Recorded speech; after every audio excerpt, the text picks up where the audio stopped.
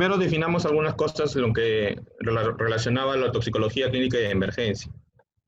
Empecemos por el ABC, ¿no? Como ustedes seguramente saben, toxicología es la ciencia de los venenos. Así es una definición corta de este término. Y procede de raíces griegas. Una raíz griega toxicón, que significa veneno, y logos, que significa tratado o ciencia. Hace muchos años, varios siglos atrás, Paracelso dijo que solo la dosis define al veneno. Y esta es una verdad que permanece hasta la historia, pero que sin embargo se ha ido enriqueciendo con el tiempo, pues no todo depende de la dosis, sino de otros factores que un poco podremos ver más adelante. Siguiendo con este tema de la historia, Paracelso se preguntaba hace muchos años si habrá algo que no sea veneno. Y él decía, no todas las cosas son veneno y no hay nada que no lo sea. Por lo tanto, él concluye con la frase que inicialmente yo les comenté, ¿no? Que solo la dosis hace al veneno. Entonces, él fue el que sentó las bases de la toxicología actual al referirse a lo diferente que es una dosis calculada para provocar un beneficio y una dosis dirigida a provocar daño. Buscó establecer una relación entre la dosis y la respuesta, en este caso del huésped, y de lo importante que era la experimentación animal.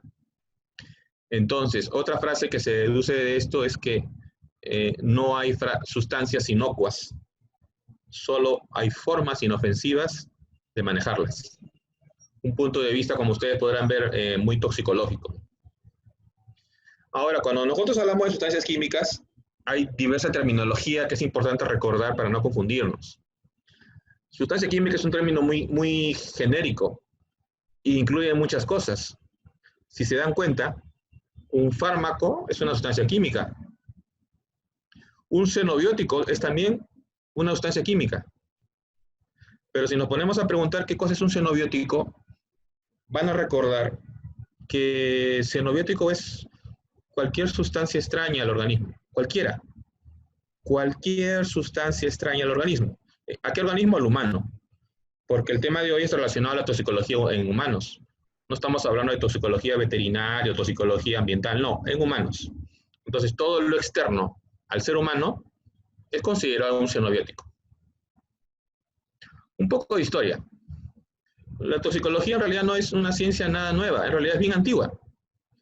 Antes de Cristo, muchos años antes de Cristo, el hombre, para su alimentación primitiva, se dio cuenta que había ciertos frutos que provocaban la muerte.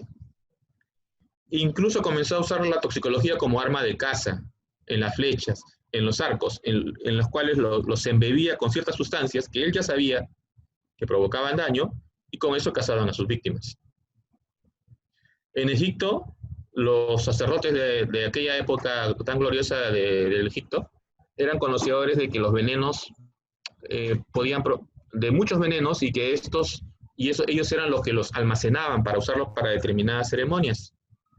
Como ustedes seguramente saben, en Grecia el veneno se empleaba como una arma de ejecución, y era el Estado el que almacenaba los venenos. Seguramente ustedes sabrán que Sócrates fue muerto, ¿no?, envenenado por una planta llamada cicuta, después de un juicio político al cual fue sometido. En Roma, entonces, el veneno era muy utilizado también. Y uno de los más conocidos era el arsénico, ¿sí? Incluso hubo algunos envenenadores profesionales. Seguramente ustedes han escuchado del emperador Claudio, cómo fue él envenenado.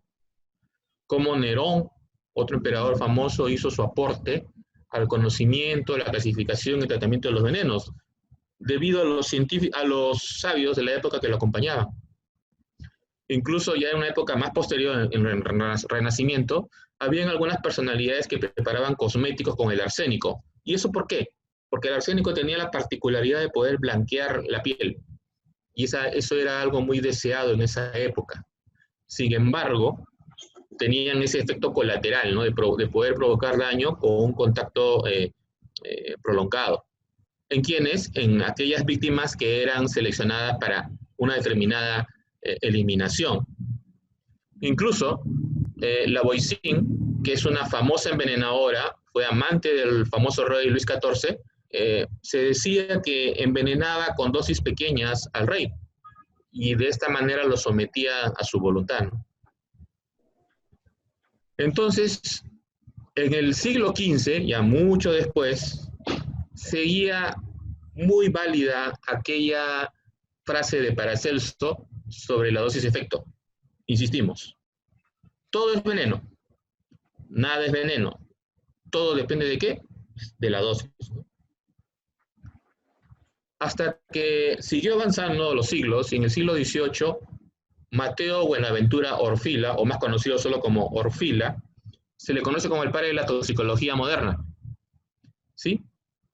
Y miren, siguen avanzando los descubrimientos y en el siglo, a mediados del siglo XIX, March ya descubre un método para poder investigar el arsénico.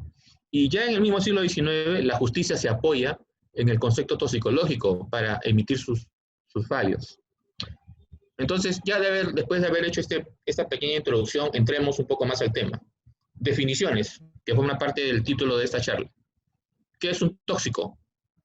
Es toda sustancia que al entrar en contacto con un organismo produce un daño a través de una acción química y con un efecto perjudicial. ¿Y por qué digo esto con una acción química? Porque en toxicología hay un término que se llama exposición, que no es lo mismo. En toxicología, cuando ustedes escuchen el término exposición, nos estamos refiriendo a contacto. Ahora, ¿basta la exposición para que alguien esté intoxicado? No. Para que alguien diga que alguien está intoxicado, tiene que haber exposición, o sea, el contacto. Y en segundo lugar, la demostración que alguna función que normalmente hacía el hombre o la mujer, ya no la está haciendo.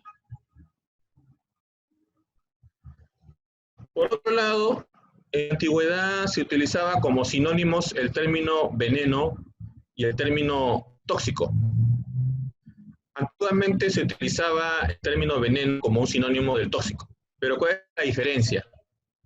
Cuando nosotros utilizamos el término veneno, nos estamos refiriendo a que la sustancia química está siendo utilizada con el fin de provocar intencionalmente un daño. Entonces, es ahí cuando se debe utilizar el término veneno. Por lo tanto, exactamente no son sinónimos el término tóxico y el término veneno.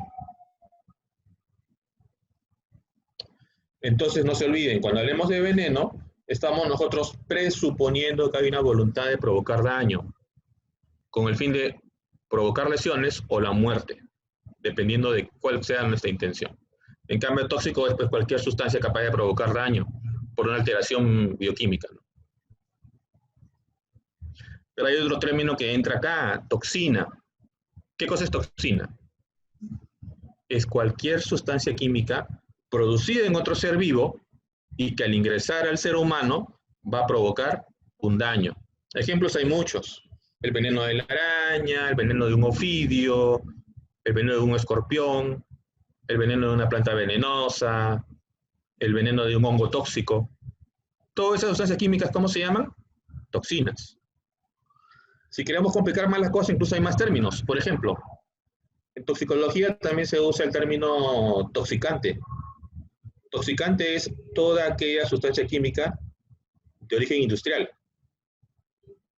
En cambio, cuando hablamos de tóxico, o toxina, mejor dicho, nos estamos refiriendo a toda aquella sustancia química de origen en otro ser vivo. ¿Ven la diferencia?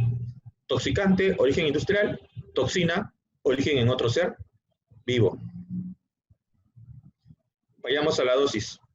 Algunas cosas parecen muy básicas, pero es mejor fijarlas bien. Cuando nosotros hablamos de dosis, nos estamos refiriendo a la cantidad de la sustancia que es administrada o es absorbida. Usualmente se expresa en miligramos por kilo de peso, aunque sin embargo hay otras unidades de medida, como vamos a ver. Vayamos aterrizando un poco más todavía. Hay el término medicamento y hay el término excipientes o vehículos, ¿no?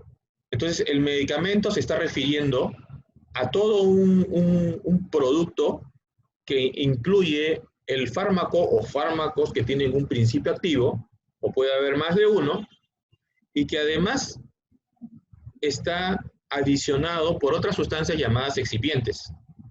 Un excipiente, ¿para qué a mí me puede servir? Para que el fármaco preserve con el tiempo, no se transforme por acción de la temperatura, tenga un determinado color, sea más tolerable, sea mejor absorbido. Entonces, esas sustancias adicionales las conocemos nosotros como excipientes.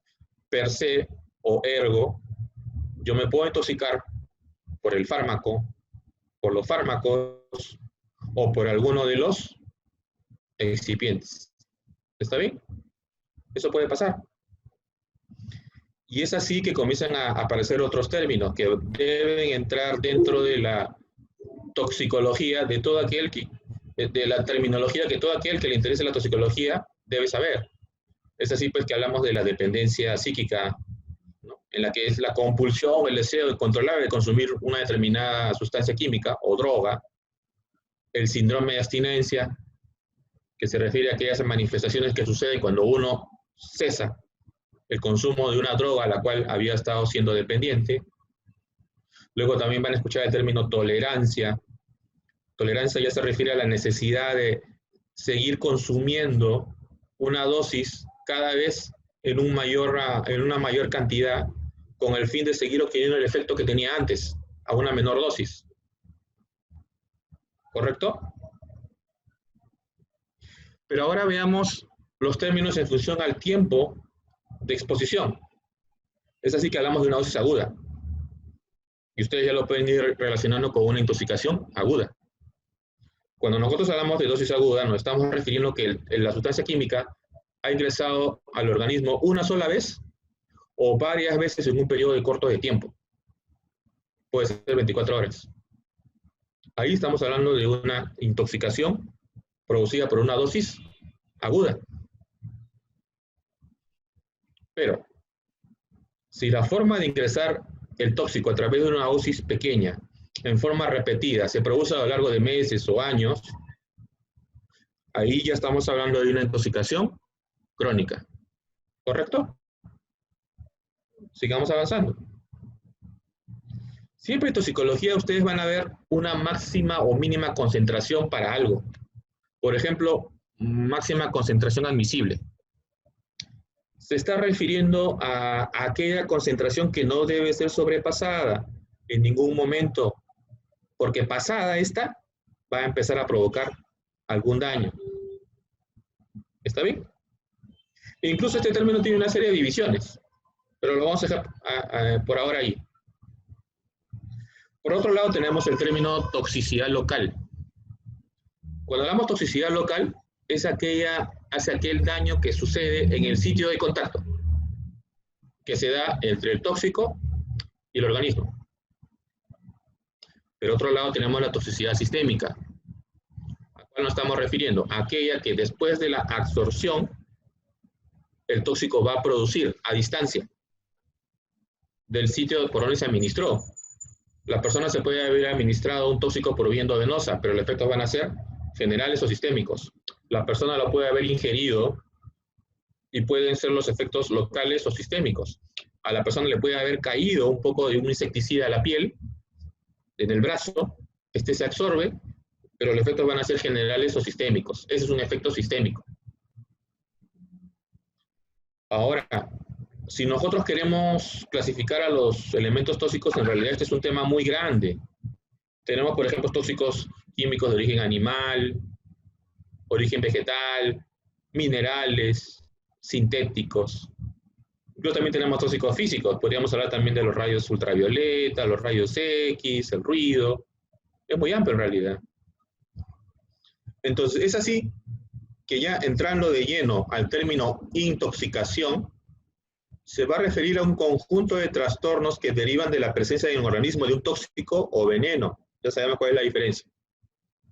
Y puede haber dos formas, como ya se lo había estado adelantando. Aguda o crónica. Ya no se lo voy a repetir más. Cuando hablamos, por ejemplo, de crónica, ejemplos, la intoxicación crónica por plomo.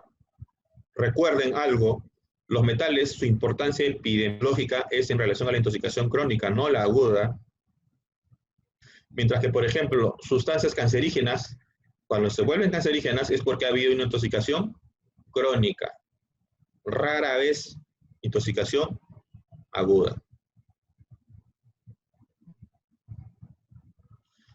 Ahora, la toxicología, como toda ciencia, tiene áreas básicas, tiene áreas fundamentales, tiene áreas o ramas aplicadas. Para alguien manejar toxicología tiene que tener ciertos conocimientos de biología, bioquímica, química, fisiología, farmacología, incluso medicina legal. Pero como áreas fundamentales de toxicología, es decir, sus divisiones, podemos hablar de toxicología clínica, de la que más estamos hablando hoy, la toxicología analítica, la toxicología mecanística, la toxicología molecular, etcétera, etcétera. ¿En qué áreas se aplica la toxicología? Como ya le estaba mencionando, en la clínica, en el área forense, en el área farmacéutica, en el área ecoambiental, en la evaluación de riesgo y en el área ocupacional, un área muy importante que seguro después vamos a mencionar nuevamente. Ahora, es necesario, les pregunto yo a ustedes, conocer exactamente qué sustancia química o químicos tenemos al frente de nosotros para saber qué capacidad de daño tiene sobre nosotros. No, no, claro que no. Yo puedo no saber qué sustancia tengo al frente, pero si yo conozco cierta simbología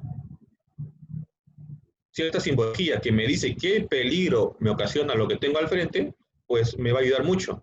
Y es así que existen en el mundo, en el país también, los llamados pictogramas. Entonces nosotros viendo pictogramas podemos darnos cuenta que lo que tenemos al frente es un explosivo, es un oxidante, es un corrosivo, es fácilmente inflamable, es recontra tóxico, muy tóxico, ¿sí? Etcétera, etcétera.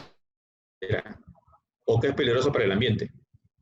Entonces, si esa simbología yo la sé interpretar, sé qué peligros me podría ocasionar la sustancia que yo tengo a la vista.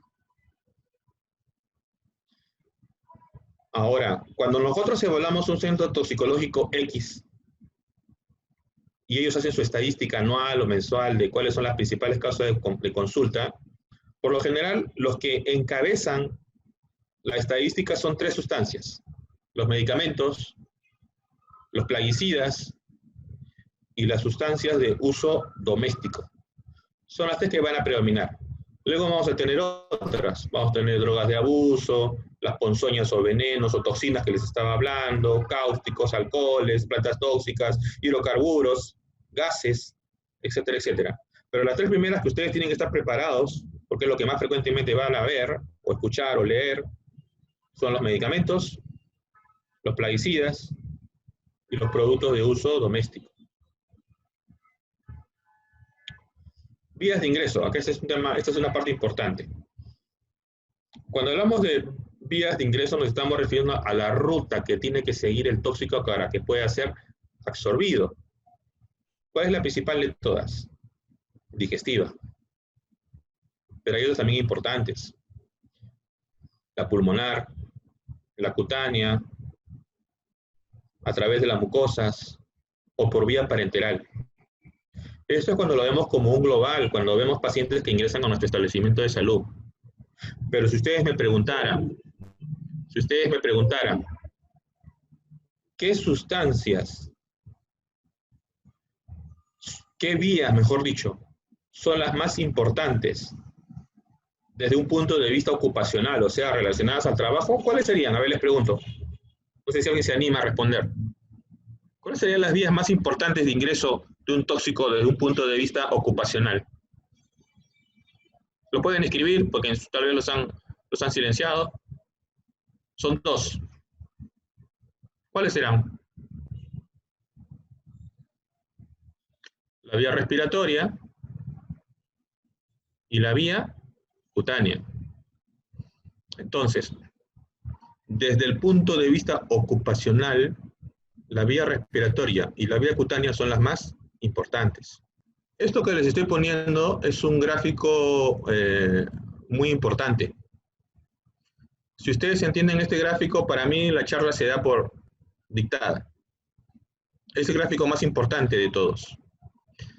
Hace muchos años, Aldrich, un toxicólogo escocés, describió lo que se llaman las fases del proceso tóxico.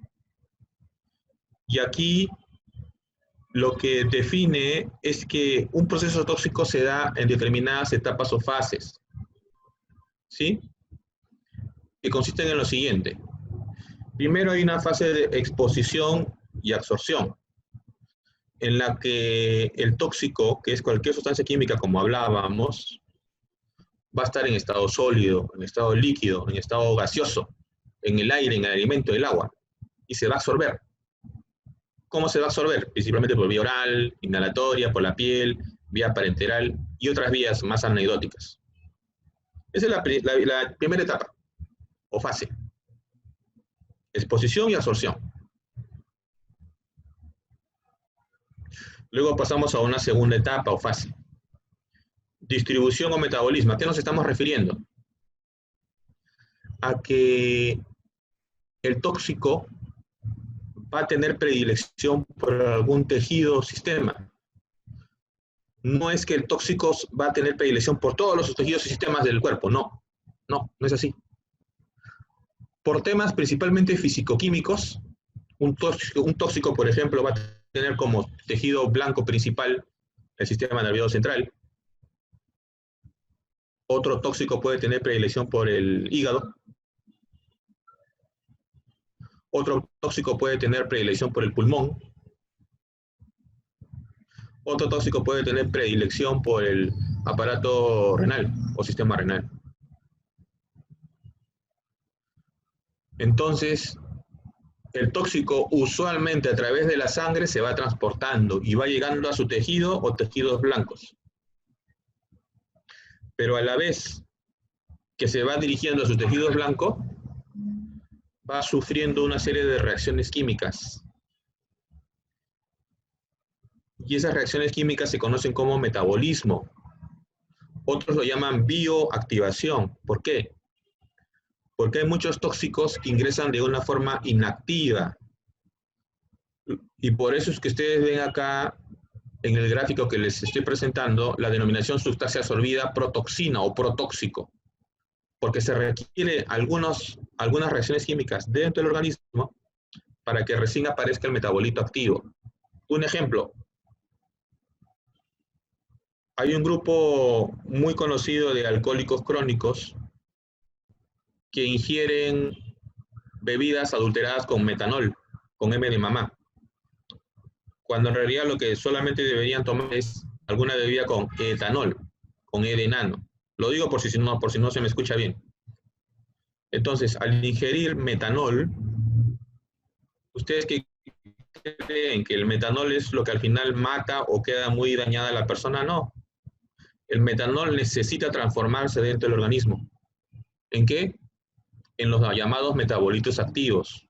Uno de ellos, el ácido fórmico. Y al final el ácido fórmico es el responsable de toda la clínica e incluso de la muerte de la persona. No el metanol, que es la sustancia que más tenemos seguramente en la mente y que es el título de la charla seguramente cuando esta se dicta. Entonces ese es un ejemplo de cómo el metanol necesita transformarse, necesita metabolizarse para que los metabolitos activos, algunos de ellos, les he dado el ejemplo, sean los responsables del todo cuadro clínico.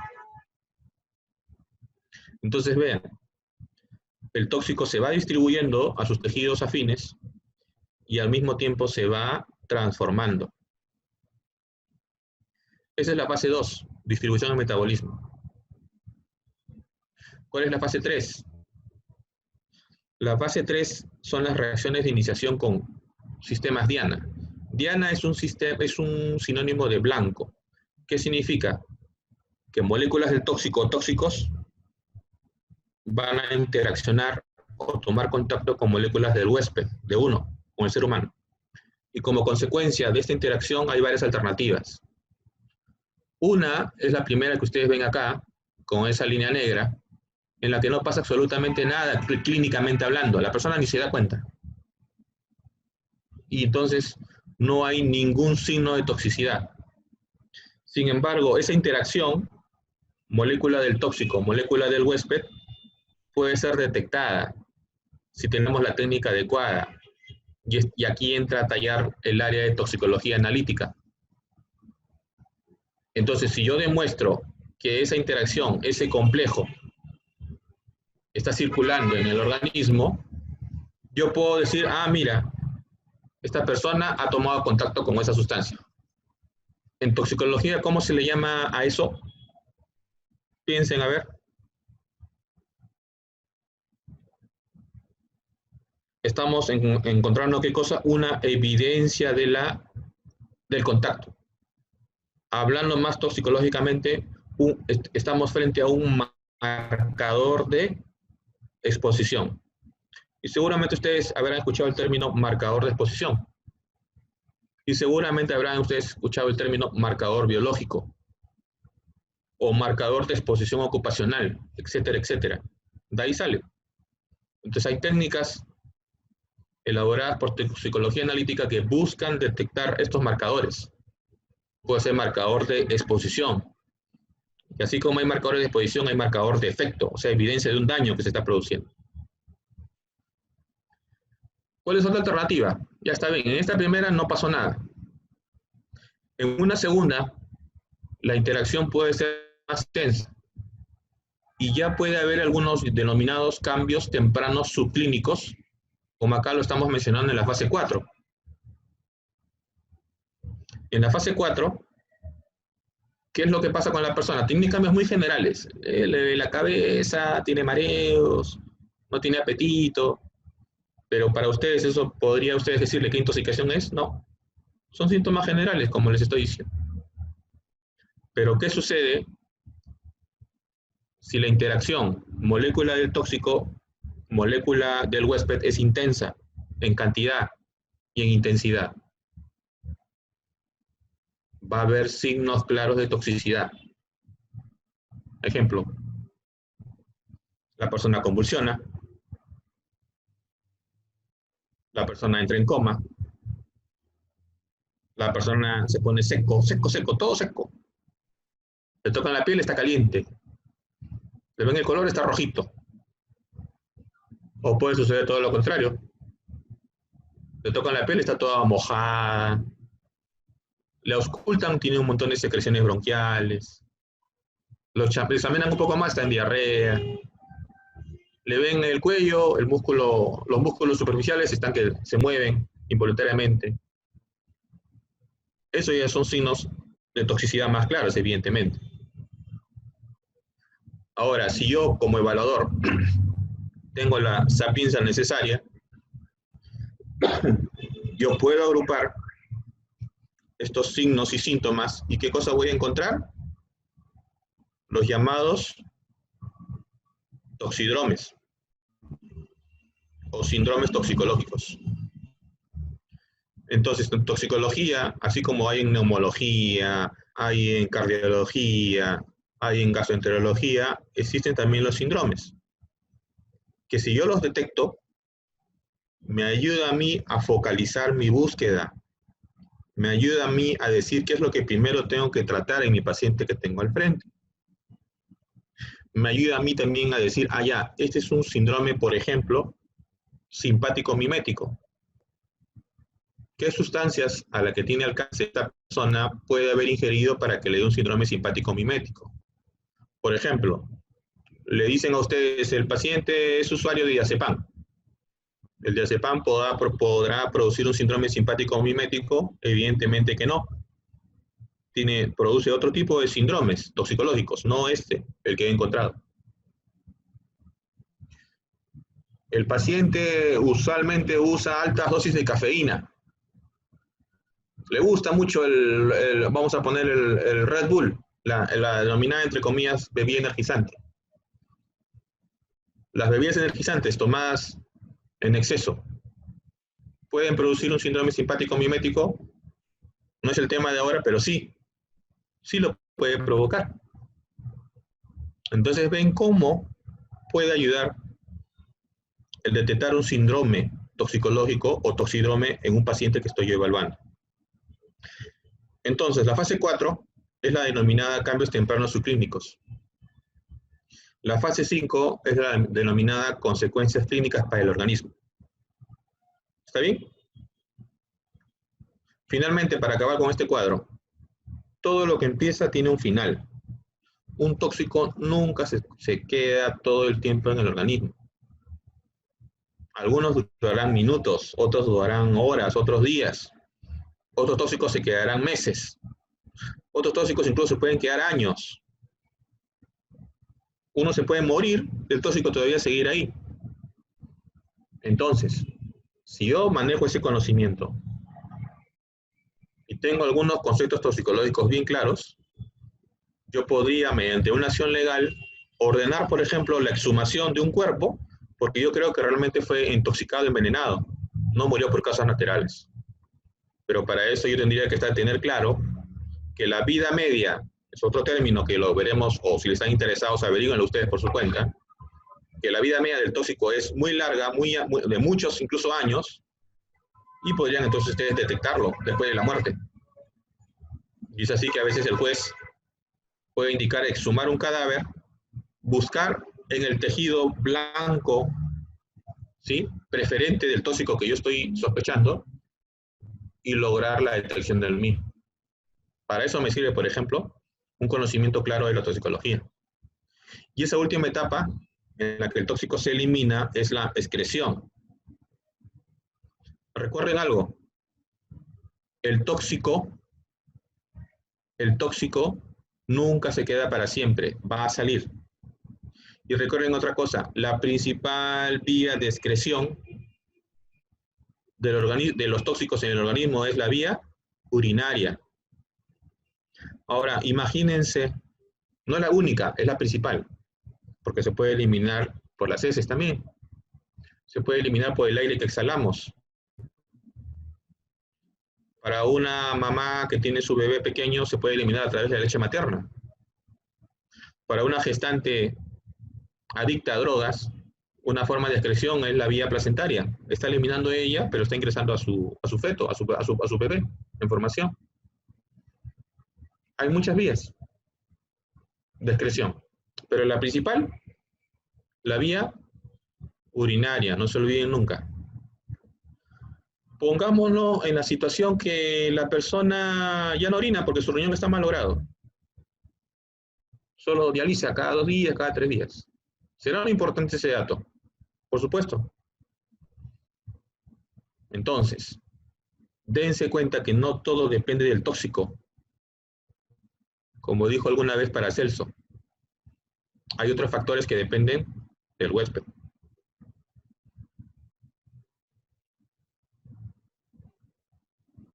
Ahora vayamos un poco a la parte un poco aburrida de este tema.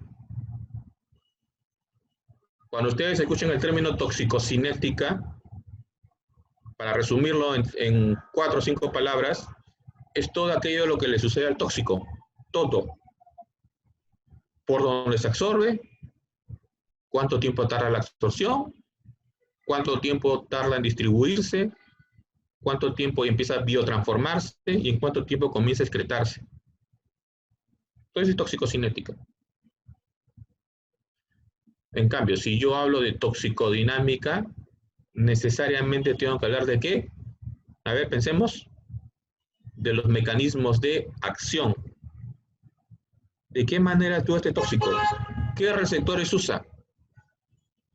¿Con qué moléculas interactúa? Eso es diferente. Es lo que el tóxico le hace al organismo. En cambio, lo primero que les he dicho es lo que el organismo le hace al tóxico. Nunca se olviden de eso. Y yo les había mencionado que la toxicología pues tiene diversas áreas, ¿sí? Entonces tenemos la toxicología alimentaria, la toxicología ambiental, la toxicología clínica, que es la que más estamos un poco hablando, la toxicología del medicamento, farmacéutica, porque miren muchachos, el medicamento está bien, es una sustancia química que ha sido elaborada para darnos un beneficio, pero si es utilizada de una manera inadecuada, me puede provocar daño. se puede convertir también en un veneno. Ya les acabo de decir cómo se conoce estrictamente al veneno.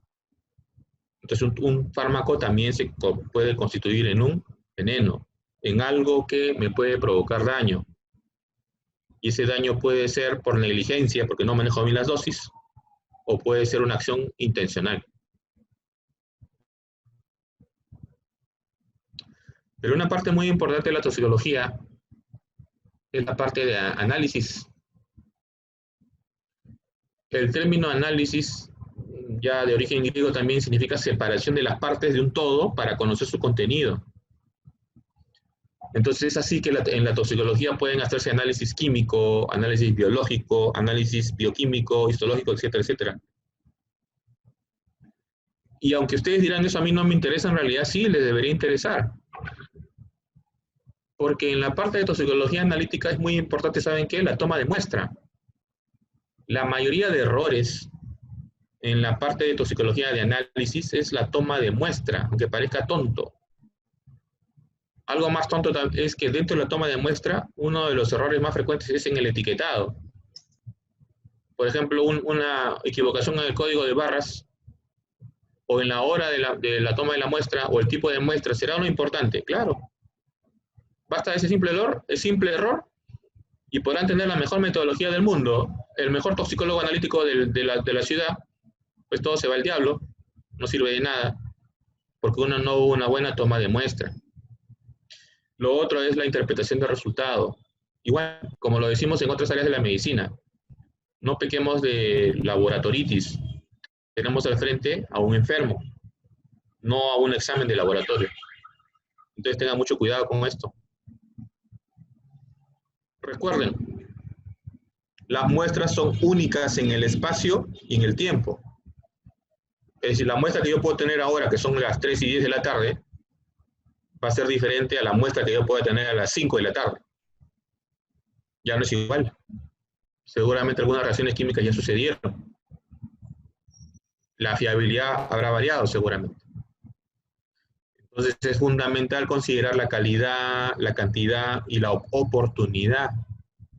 Si yo quiero complicarme la vida, cuando ustedes revisen la parte toxicológica de algunos tóxicos en cuanto a su clasificación, hay muchas maneras de clasificar en realidad. Si yo quiero, puedo clasificarlo en función a su efecto. Tóxicos cardiotóxicos, sustancias neurotóxicas, hepatotóxicas, etcétera, etcétera, etcétera. Si yo lo utilizo en función a, los clasifico en función a su naturaleza, puedo hablar de explosivos, puedo hablar de inflamantes, etcétera, etcétera. Si yo hablo de los usos, podría hablar de plaguicidas, sustancias de uso doméstico, sustancias de uso industrial, etcétera, etcétera. Entonces hay una variedad de formas por las cuales uno puede clasificar las sustancias. Una muy importante, en función a su grado de toxicidad. Se me estaba pasando, y acá les voy a poner un ejemplo. ¿Qué es lo que les puede ayudar a ustedes a ver, a grosso modo, si la sustancia química que tienen al frente es levemente tóxica, moderadamente o muy tóxica? ¿Me lo va a decir? A veces me lo dice, sí, pero a veces no lo dice. Entonces yo debería tener claro un término que se llama DL50. D de dedo, L de lápiz, lima, 50. Dosis letal 50. No tenemos mucho tiempo porque ya estoy pasándome el tiempo de la primera charla, pero para ir concluyendo les digo en este ejemplo. Cuando el valor del DL50 que ustedes ven en la etiqueta o en la investigación que hacen es más bajo, la toxicidad es mucho mayor. Por eso en toxicología hay una frase que dice, a menor DL50, mayor toxicidad. No se olviden nunca de eso. A menor DL50, mayor toxicidad. Si ustedes ven un DL50 de 2 cifras, muy tóxico. Salgan de ahí, desaparezcan. Pero si el DL50 tiene valor de, no sé, 1000, 2000, 3000, 4000, significa que la dosis a la cual tendrían que exponerse para que su vida corra peligro tiene que ser muy alta. ¿Comprenden? Nunca se olviden de este ejemplo. Y así hay muchas otras propiedades. pero esa es una de las que les define en forma más fidedigna qué tan tóxico es la sustancia que tienen ahí mirando a su vista. En función a su naturaleza, hay tóxicos físicos, hay tóxicos químicos, etc. Esto ya se los mencioné. Los usos. En función a la vía de entrada, más hemos hablado de la ingesta, pero también hay tóxicos muy peligrosos por vía inhalatoria.